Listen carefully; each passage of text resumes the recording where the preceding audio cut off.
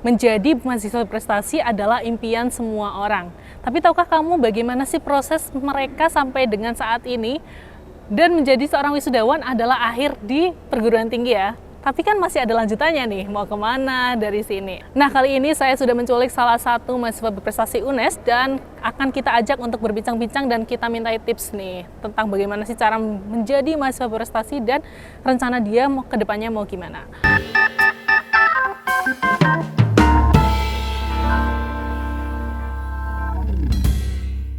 Oke, perkenalan dulu ya, nama aku Nova. Dan kamu siapa? Halo Kak Nova, nama aku Jernih Pitaria Manalu, asal saya dari Sumatera Utara, lebih tepatnya di Kabupaten Tapanuli Utara, Desa Lolu Sunut. Dan saya berasal dari Fakultas Ekonomi, jurusan Pendidikan Ekonomi, Prodi Administrasi Perkantoran. Wah, ternyata anak rantau nih, jauh-jauh dari Sumatera sampai di UNES. Kok bisa Kak. sih sampai di UNES? Saya itu sebenarnya ada bimbel di Medan waktu itu, jadi saya disarankan untuk mengambil kuliah di Universitas Negeri Semarang, yaitu jurusan Pendidikan Ekonomi. Nah, saya perhatikan bahwa Universitas Negeri Semarang itu adalah baik, sangat baik, malah predikat pendidikan ekonominya. Jadi saya tertarik untuk mengambil jurusan Pendidikan Ekonomi di Universitas Negeri Semarang, dan orang tua saya juga menyarankan saya untuk pergi keluar pulau dari Sumatera Utara ke Jawa. Gitu. Oke, nah selama kuliah di UNES nih, 4 tahun lah ya, pasti banyak cerita yang ada di dalamnya. Coba sih sebutin apa suka dukanya selama kuliah di UNES ini? Oke Kak, suka duka. Yang pertama sukanya dulu. Saya senang udah lulus di Universitas Negeri Semarang, apalagi masuk di jurusan terfavorit di Fakultas Ekonomi, yaitu Pendidikan Ekonomi dengan akreditasi A. Dan waktu itu saya sebenarnya pengen ngambil universitas lain lagi, maksudnya pindah dari UNES kan. Dan di situ saya meminta sama Tuhan kayak gitu, jika saya masuk ke kelas internasional maka saya tidak akan pindah univ, tapi jika tidak maka saya akan pindah univ gitu. Nah, Tuhan kasih lebih kepada saya, makanya saya tetap di sini. Itu suatu hal yang Tuhan kasih kepada saya kayak gitu, berkat yang sangat luar biasa.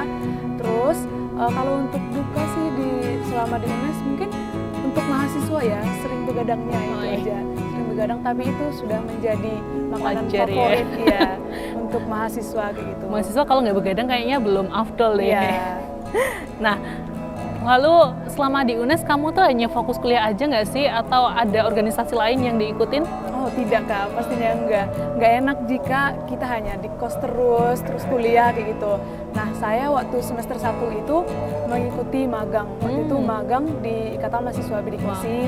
Habis itu di semester berikutnya saya mengambil, karena minat saya di paduan suara, seni tarik suara, jadi saya mengambil Gita Ekonomi Acquire di Fakultas Ekonomi di semester 2 kayak gitu. Dan juga di situ juga saya mengambil organisasi di tingkat UNES, yaitu Unit Kerohanian Kristen. Jadi ada 3 sekaligus yang saya jalankan gitu Kak. Jadi nggak ada waktu yang namanya kuliah pulang. Keren sih, aku akuin itu jempol banget ya. Bukan mahasiswa kupu-kupu, tapi prestasinya luar biasa. Dari semester 1 udah aktif di organisasi ya. Nah, lalu bagaimana sih cara kamu bagi waktu kayak gitu? Kan pasti susah banget ya, kita kuliah aja tugasnya udah banyak banget tuh. Ketambahan ada organisasi atau kegiatan di luar. Bagaimana cara kamu manajemen waktu itu? Ya Kak, jadi lebih ke prioritas. Prioritas kita tuh apa sih gitu. Jadi yang utama di kita itu apakah kuliah atau ikut organisasi kayak gitu. Kalau dari pribadi saya sendiri itu saya lebih mengutamakan 75% itu adalah kuliah, akademik saya kayak gitu. Jadi saya lebih mengutamakan akademik saya di samping organisasi saya. Jadi organisasi itu bunga-bunga dari kuliah saya kayak gitu. Jadi selama saya mengikuti organisasi itu tidak mengganggu kuliah saya kayak gitu Mbak. Tapi kuliah saya juga tidak mengganggu organisasi saya, tetap jalan organisasi dan juga kuliah. Jadi cara membagi waktu saya itu saya buat prioritasnya, saya buat jadwalnya hari ini ngapain kayak gitu. Jadi kita tahu di satu harian itu kita melakukan apa aja, jadi tertata, kita tidak membuang waktu dengan sia-sia gitu kan. Luar biasa, jadi kunci utama adalah membagi atau membuat prioritas ya, urusan kita tuh apa yang mau diutamakan seperti itu. Iya betul. Nah, lalu apa sih yang menjadi motivasi kamu sampai bisa meraih menjadi mahasiswa berprestasi? Iya Kak, sebenarnya bukan mahasiswa berprestasi tapi lulusan terbaik gitu dari Fakultas Ekonomi. Jadi saya itu berasal dari keluarga yang kurang berada kayak gitulah. dari keluarga petani, orang tua saya keduanya petani. Tapi dan saya juga adalah salah satu hanya seorang anak yang berasal dari petani dan hanya satu-satunya yang bisa melanjutkan kuliah sampai selesai kayak gitu. Yang motivasi saya adalah orang tua saya kayak gitu, keluarga saya yang tetap membimbing saya, mendukung saya untuk boleh melanjutkan kuliah sampai selesai S1 ini adalah motivasi saya, keluarga saya kayak gitu. Dan untuk mencapai tujuan saya juga, cita-cita saya. Jadi bisa dikatakan kamu tuh membawa harapan bagi semua orang ya, khususnya keluarga gitu. Nah, rencana ke depan nih setelah lulus dari UNES, mau kemana? Ya, banyak ya pertanyaan kayak gitu kalau udah selesai. Iya dong, kan nggak mungkin kita gitu. Berhenti di sini nih, pasti Iya, ada benar. lanjutan kita mau kemana ya di sini gitu. Nggak hanya orang tua yang bertanya seperti itu, tapi teman-teman juga mau kemana gitu ya kan ya. Ya jawaban saya hanya satu untuk saat ini, saya mau ke Jawa Timur, lebih tepatnya di Surabaya kayak gitu. Saya akan mencari kerja terlebih dahulu karena jika saya ingin melanjutkan PPG, saya ingin melanjutkan PPG, tapi belum ada finansial seperti itu. Jadi saya ingin bekerja terlebih dahulu dan sembari saya bekerja mengumpulkan duit baru melanjutkan PPG begitu.